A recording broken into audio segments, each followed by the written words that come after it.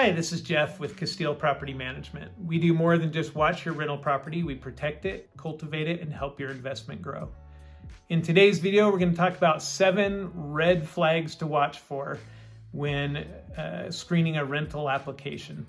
So you got to make sure you watch all 7 of them, because over years of experience, I've come across each one of these multiple times.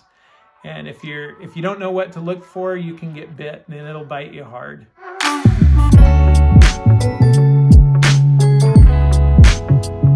Number 1, splitting up the deposit. I get asked a lot if they can pay the deposit over time. And the answer is just no. No. You never want to do that. It will almost always come back to bite you. So the reality is you're looking for somebody that can afford to live there. And if their finances are so tight that they can't come up with the first month's rent and the deposit, then the next month when they're supposed to be paying the rest of that deposit, their car is going to break down, or their kid's going to get sick and they're going to have a doctor's bill, or there will always be something that comes up. And inevitably you're going to need that deposit. And you're going to get tired of trying to chase them down for payments on the deposit. So never let them split up the deposit. So yeah, I get the question all the time if you can split up the deposit. And as often as I get it, and I always respond with no, they almost always come back to me and say, that's okay, I can figure it out anyway. So you can see it's not really critical, at least not very often, but it's always in your best interest just to say no. They can figure it out, or you can rent to somebody that can afford the place a little more easily. Number 2, bullies. You don't want to get pushed into renting to somebody just because they are pushy, because they act like a bully. So this comes in a lot of different forms. They'll insist that they don't need to fill out the application right, or that they're above the rules or above the procedure that you have in place. Or they'll start saying things like, they'll just start being rude to you. I've had people tell me, oh, so it's your way or the highway, is that right? And they'll start making me feel bad that I'm not accepting their situation, or that their situation is unfair to them, and I'm somehow supposed to correct that and fix that for them. And don't be bullied. If somebody wants to be bully and make you feel small, make you feel unimportant, or make you question your procedures, don't fall for it. If you have to, step back from the situation, take a breather, talk to a friend, and you'll quickly regain your confidence and your understanding of the situation, and be able to go back to them and set them straight if you need to. Sometimes all you have to do is just say no thank you, your application's been denied. Let them say their last few words that are rude, their last few swear words at you, and move on. Sometimes that's all it is. But don't fall to the bully. Number 3, I'm special.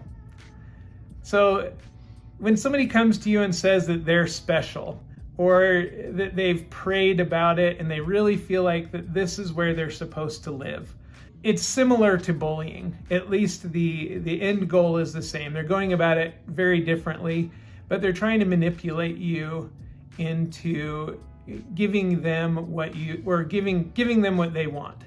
And stepping outside of your criteria, outside of your procedures, outside of what you would normally do, because they're special, right? Because they have a special feeling about living in that home, or because they had a good feeling, or and you don't want to minimize that. You don't want to insult them, but it definitely is a red flag for me, because I don't always trust somebody telling me that. I trust my own feelings, and I trust my procedures and my criteria, and either it fits or it doesn't. Their special attitude doesn't fly with me. It doesn't help me make a decision one way or another. Number 4, meeting in person. This one is actually different than what most people would think. I prefer not to meet the people in person, simply because my criteria is what I need. Right? I want to be consistent.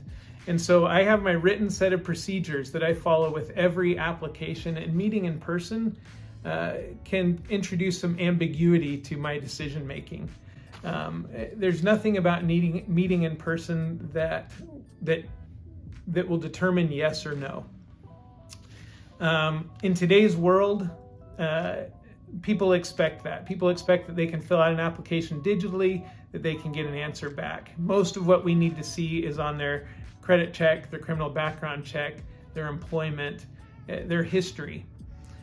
When somebody is really, really insistent on meeting in person, it's a red flag to me.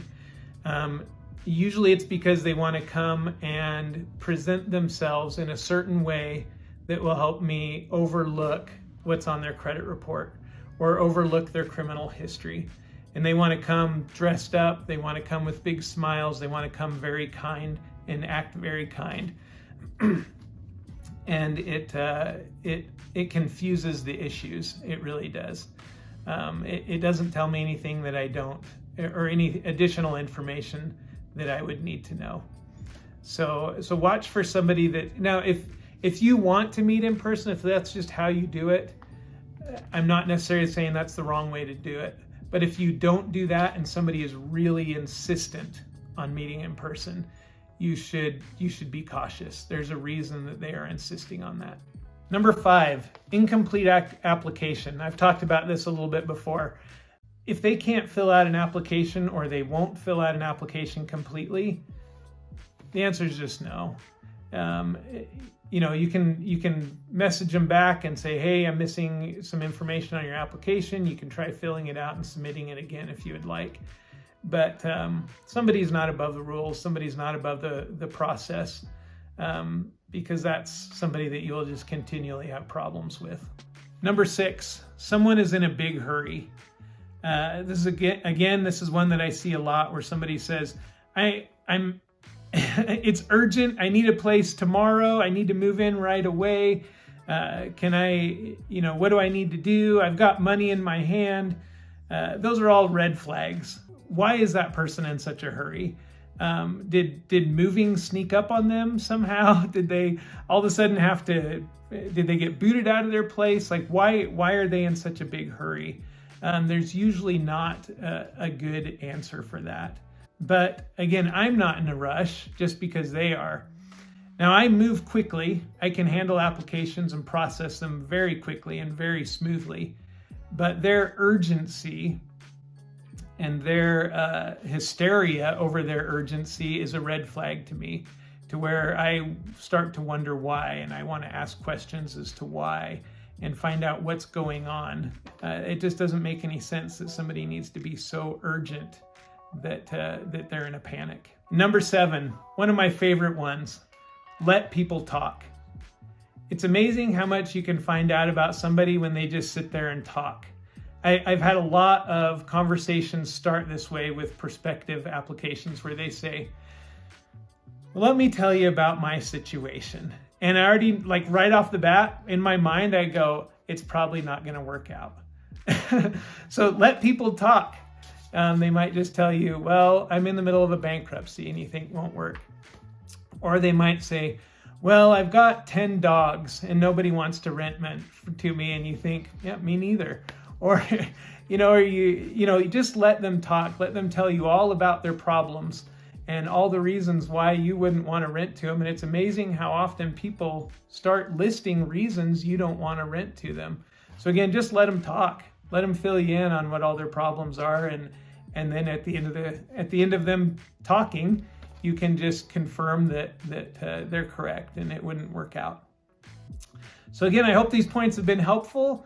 They're 7 important red flags that I've come across many, many times in all the years that I've been doing property management. Please watch our future videos. We're going to be posting more and making more about screening applicants and best landlord practices. Jeff with Castile Property Management.